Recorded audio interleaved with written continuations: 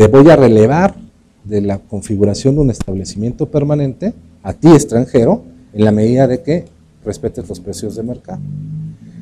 Pero como no había una situación puntual de México en ese momento, y todavía ni la hay, pues te voy a explicar por qué, se estableció el régimen de Safe Harbor. ¿Qué quiere decir? Es una medida de emergencia, es una medida de transitoria, que dice, Safe Harbor quiere decir buen puerto. ¿Sí? Es una medida transitoria en el cual, oye, pues mira, tú, como no me pagas, no reportas una utilidad en México, voy a hacer, desde el punto de vista económico, que por lo menos me pagues un 5% del valor de tus activos, de los valores de los activos que tiene el residente en el extranjero en México. Eso se llama Safe Harbor, es una medida de emergencia. Entonces, por lo menos tienes 5% sobre los activos, ¿sí? Que esa va a ser tu utilidad, y sobre de esa me vas a pagar un impuesto sobre la renta. Entonces, ¿qué quiere decir esto? Entonces, las maquiladoras se volvieron contribuyentes del impuesto sobre la renta. ¿Okay? Y entonces ya empezaron a pagar impuestos. De esta manera se cumplen dos objetivos. Se elimina la posibilidad de un establecimiento permanente porque ya tienes un impacto de precios de mercado, y dos, pues las maquiladoras empiezan a pagar impuestos a partir más o menos de ese periodo, 94, 90 y al final. Y ahorita todavía hay un régimen de excepción, y se continúa básicamente con los mismos parámetros, y adicionalmente ya tienes que tener un estudio de precios de transferencia. Ahora, volviendo a la pregunta, 94 o 97, ¿qué hizo el gobierno mexicano? Revisar a toda la industria maquiladora, a todas las empresas que conformaban la industria maquiladora. Entonces, literal, se inscribieron única y exclusivamente al tema maquilador. Nada más. Las demás empresas, las demás industrias, los demás comercios no estaban, no es que no hubieran estado sujetas, sí lo estaban, pero no era, como no había una legislación propiamente hablando, sino hasta 97, entonces de 94, 93 a 97, pues siempre fue maquiladoras. De hecho, hubo una visita por parte de la OCDE. La OCDE, ¿qué pasa? Cuando México asume el compromiso de adherirse, pues también acepta, tiene tanto derechos como tiene obligaciones. Entonces, permite la revisión por parte de la OCDE, este organismo, permite la revisión de la situación fiscal de precios de transferencia en México. Entonces, en ese, creo que fue por ahí del 98, 99 esa revisión, y en esa revisión México pues tenía muchísima cultura de maquiladoras, muchísima, omití por el tema del tiempo, pero omití que todos los casos de maquiladora se solucionaban a través de un documento que se llama resolución anticipada de precios de transferencia. ¿Qué quiere decir esto? Una resolución, ¿sí? Una resolución administrativa en el cual se le va a decir al contribuyente mexicano que conforme a las operaciones cumple con precios de transferencia y por tanto cumple con la ley. Entonces, la OCDE revisó esa situación de México y en ese sentido México en esa parte salió bien librada. En otras partes no, pero en esa parte sí salió bien librada.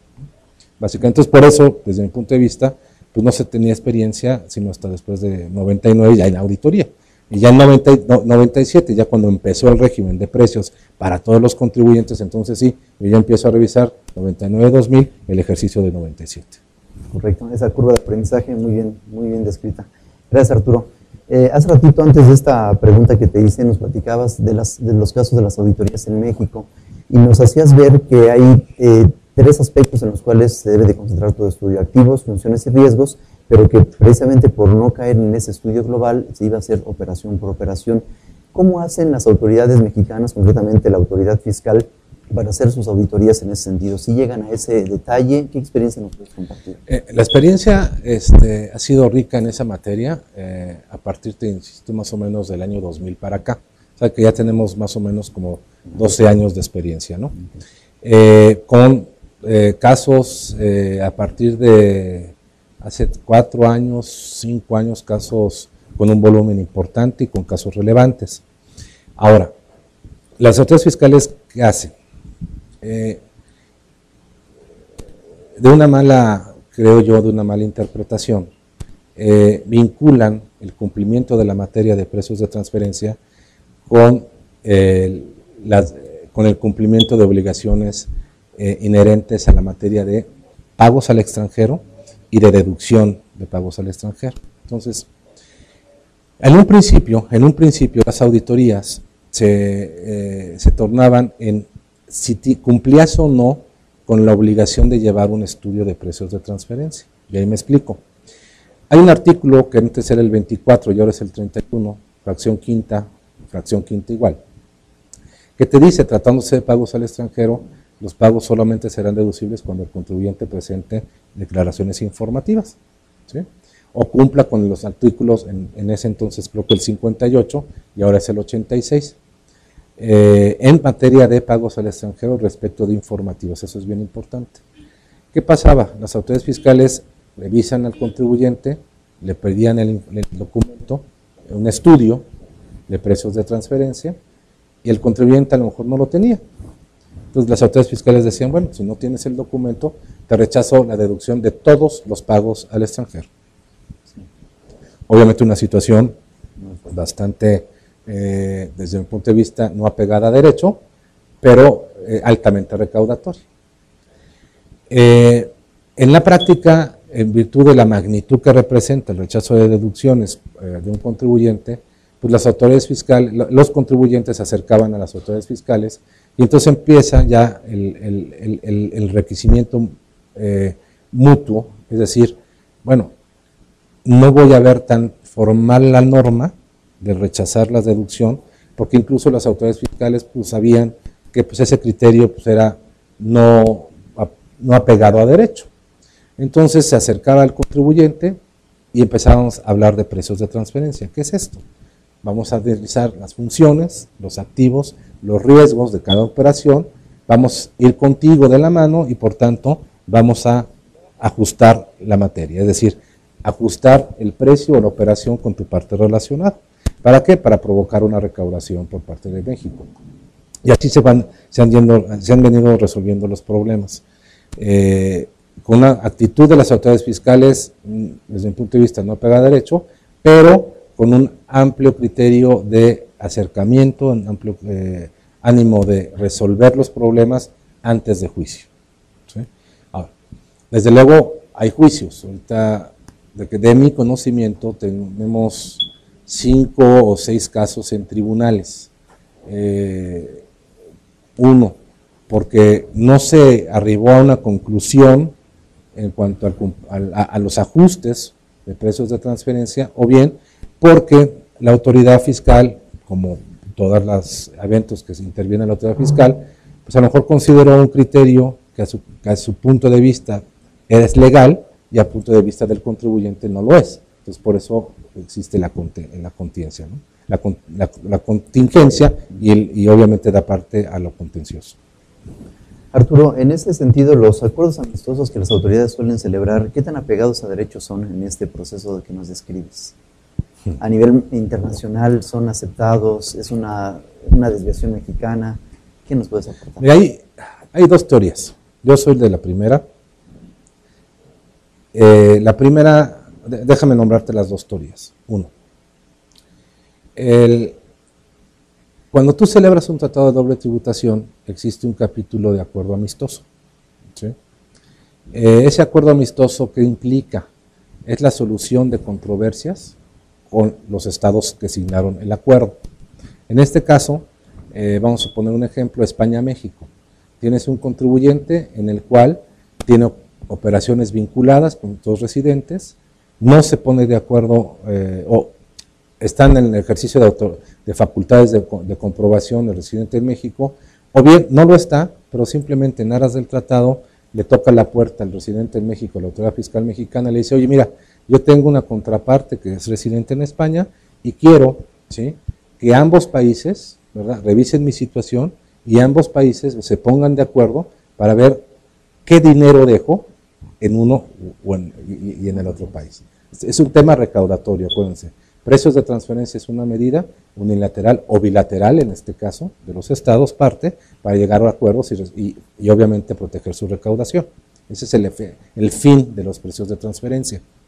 Ahora, esa es una teoría y desde mi punto de vista es legal. ¿Por qué? Porque México, a través del Tratado Internacional, se compromete, conforme a la Convención de Viena, a realizar ese procedimiento amistoso. Hay otros tratadistas o otras personas que dicen, no, esos acuerdos que realizan los estados, parte, son inconstitucionales. ¿Por qué? Porque es un acuerdo institucional de estados, de gobiernos, en los cuales no tiene la aprobación del Senado mexicano y por tanto es inconstitucional. Recordemos que para la celebración de los tratados internacionales necesitamos cumplir requisitos de forma conforme a la Constitución. Pues primero es evidentemente la celebración del acuerdo internacional, del convenio, del contrato, etcétera, como se le quiera denominar a ese pacto, y la formalización es pues la aprobación del Senado. En este caso, esa segunda teoría implica, oye, como ese acuerdo bilateral, en donde yo me pongo de acuerdo que voy a recaudar, pues no puede estar sancionado por el Senado, pues luego entonces es inconstitucional. Esas son las dos teorías. ¿Cuál compartes? La primera. La primera. Muy bien. Ahora, ya nos adelantabas también un poco de los precedentes que ha habido en materia de precios de transferencia, estos conflictos, ¿verdad?, que deben llegar en todo caso ante los tribunales para que sean dirimidos. ¿Qué nos puedes platicar? ¿Cuáles son los más relevantes o cómo te parece que vayamos abordando este tema? Sí, mira, básicamente no sé cómo andamos de tiempo. Me gustaría abordar, básicamente, creo que dividir la plática a lo mejor en tres temas, uno general y dos precedentes de manera particular.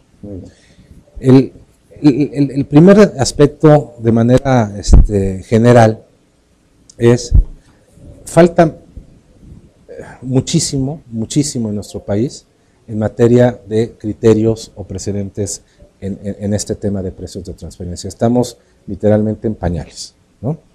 Entonces, sin embargo, este es un tema que desde mi punto de vista va a dar mucho material, mucha literatura y muchos casos, ¿no? ¿Por qué no hemos tenido en el periodo básicamente de 12 años muchos casos en tribunales? Porque les comentaba anteriormente el aspecto de apertura por parte de la autoridad fiscal y el aspecto también de ánimo de resolver un asunto por parte de los contribuyentes, punto número uno. O punto número dos, recurrir a los acuerdos amistosos, ¿sí? Entonces, por eso no hemos tenido tanto casos en tribunales. No es una materia que a cualquier persona le pueda, no es una materia general, es decir, es una materia excepcional, ¿sí?, en donde se involucran varios profesionales, como lo comenté. Es una materia complicada. Multidisciplinaria. Entonces, el gran reto de los magistrados, el gran reto de los jueces es tener la capacidad de administrar esta materia. ¿Qué quiere decir esto? Tener economistas, tener contadores que lo soporten. ¿Para qué? Para poder entender la materia, ¿sí? Porque uno como abogado puede estar muy sesgado porque a lo mejor necesita de la contaduría. El contador puede estar muy sesgado porque necesita del economista, el que haga las pruebas financieras, el que haga la información de comparables, ¿no? Entonces, es una materia multidisciplinaria. En nuestros tribunales actualmente hay una corriente que dice, oye, en determinadas materias y dada la complejidad que se tiene, pues vamos a auxiliarnos, ¿verdad?, de personas profesionales, de personas expertas. ¿Para qué? Para realmente impartir justicia, ¿no? De nada sirve, y no avanzamos en México, si vemos la coma como punto de partida para declarar la nulidad de un acto administrativo. Eso no nos sirve como país y no nos sirve en el derecho. Lo que nos va a servir es realmente que nos resuelvan asuntos de fondo, ¿no? Entonces, un comentario general es ese. Puede ser también, otro que se me viene a la mente, el que esta materia ya hay dos ramos, como ustedes saben, dos niveles, que es la materia constitucional y la materia de legalidad. Creo que esta materia se va a resolver en la materia de legalidad versus la materia de constitucionalidad. Me explico. Para mí, la materia de precios de transferencia, y así lo han acreditado varias resoluciones de la Corte, la materia es constitucional, ¿sí? Pues partiendo de que la materia es constitucional, la pelea, la contienda va a concretarse en un lado de legalidad. Entonces, en eso hay que trabajar mucho y yo creo que eso ya lo tienen consciente nuestros tribunales, ¿no? ¿Están preparados, Arturo? ¿Tienen ese equipo multidisciplinario? Actualmente no, pero déjame decirte que no por eso los magistrados, en concreto el Tribunal Fiscal, está cerrado a tener ese tipo de ayuda, ¿no? Creo que al contrario, yo creo que es una materia que que necesite esa ayuda, que los tribunales están abiertos a tenerla y sobre todo están abiertos a escuchar.